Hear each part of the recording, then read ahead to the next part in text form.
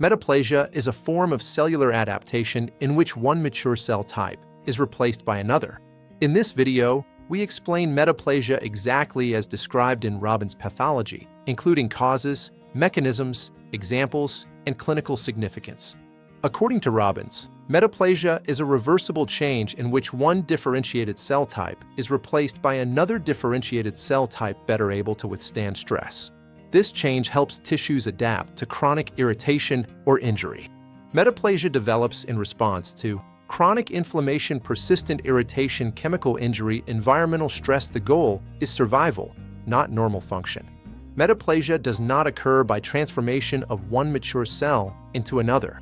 Instead, it occurs through reprogramming of tissue stem cells, changes in gene expression driven by cytokines and growth factors. This leads to differentiation into a new cell lineage.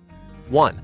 Squamous metaplasia, columnar epithelium replaced by stratified squamous epithelium. Example: respiratory epithelium in smokers, protective but causes loss of mucus and ciliary function. 2. Glandular metaplasia, squamous epithelium replaced by columnar epithelium. Example: Barrett esophagus due to chronic acid reflux.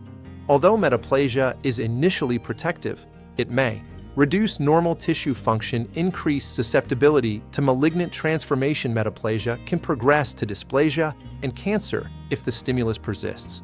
Metaplasia is reversible if the underlying cause is removed.